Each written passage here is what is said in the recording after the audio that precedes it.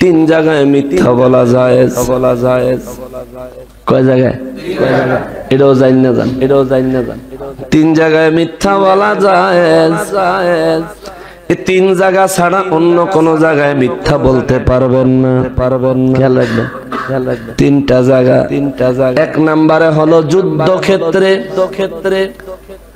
দ্বীনের পক্ষে বাতিলের বিরুদ্ধে আপনি যুদ্ধের ময়দানে গিয়েছেন, সশরীরে অস্ত্র শস্ত্র লইয়া সাজসজ্জা করে যুদ্ধে চলে গেছেন।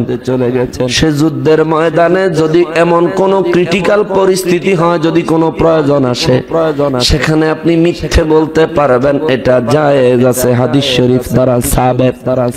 দ্বিতীয় নম্বর, দুই ব্যক্তি ঝগড়া লাগছে, একজন আর একজনের উপর জুলুম করছে, সত্য কথাটা বাহির করার জন্য বিচারক হিসেবে সেখানে আপনি একটা মিথ্যা কথা বলতে পারবেন, সত্যটা বাহির করার জন্য। উকিলেরা যেটা করে দেখবেন কোর্টে অনেক সময়, যারা কোর্টে গিয়েছেন তারা দেখছেন, যারা বিচারক বা সামাজিক বিচার দেখছেন তারাও বলতে পারবেন। দেখবেন ওনারা সত্যি কথাটা বাইর করার জন্য তার এমন একটা পয়েন্টে একটা মিথ্যা অপবাদ তার উপরে দিব, নিজের থেকে গড় গড়াইয়া সত্যি কথা সব কয়ে দিব। আছে না এটা? এটা কিন্তু অনেক গভীর জ্ঞানের অধিকারী যারা, তারাই এটা পারে, সবাই পারে না। দুই ব্যক্তির ঝগড়া মীমাংসার ক্ষেত্রে সত্যটা বাহির করে আনার জন্য সেখানে একটা মিথ্যা বলা যায়। আর তিন নাম্বার একটা জায়গা আছে, দেখলে আমার মা বোনেরা খুশি হইব, মা বোনেরা খুশি হইতো না? খুশি হবে না আপনারা? আমার মা বোনেরা কইবে, এই হুজুরে এতদিন কইছিলাম আঙ্গো মাহফিল আন, কালকাতে কম হুজুরের বাদ দে, হুজুর খালি বদ বুদ্ধি শিখাইয়া দেয়। তিন নম্বরে হলো বিবির কাছে মিথ্যা বলা যায়। সুবহানাল্লাহ, বিবির কাছে, বিবির লগে মিশা সব সময় কইতে পারবেন, বিবির সাথে সবসময় কইতে পারেন। কারণ বিবিরা, ওনারা মহিলা তো এমনিতে একটু সন্দেহ প্রবণ হয় বেশি, ঠিক না? তারা সন্দেহ প্রবণ হয় বেশি। এই সন্দেহ প্রবণতার কারণে, এটা বেশি হওয়ার কারণ আছে, কারণ শয়তান তাদেরকে খুব বেশি ওয়াসওয়াসা দেয় এবং খুব সহজে শয়তান তাদেরকে কবজ করে নিতে পারে, খুব সহজে তাদেরকে ধোঁকা দিতে পারে। জান্নাতের ভিতরে মা হাওয়া আলাইহিস সালামের ধোঁকা দিয়ে দিল, ঠিক না?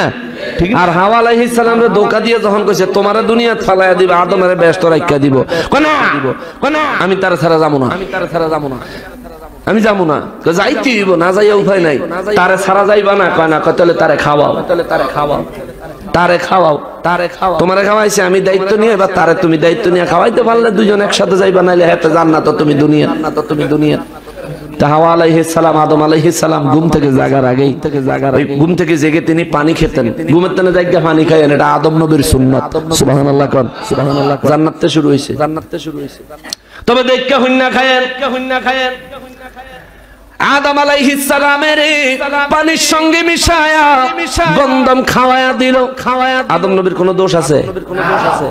বেচারা এক ডোক খাইছে, ঘুম থেকে জেগে এক ঢোক খায়া যখন মনে হয়েছে এটা গন্ধম মেশানো, আর এক ঢোক অর্ধে গেছে, পরে একটা টিপ দিছে গলার হাড়টা পর্যন্ত ভাঙ্গা ফালাইছে, কিন্তু প্রথম ঢোক তো ভিতরে চলে গেছে, শরীরে হাজতের ব্যাগ হয়ে গেছে, শরীর থেকে জান্নাতি পোশাক গুলো খুলে চলে গেছে।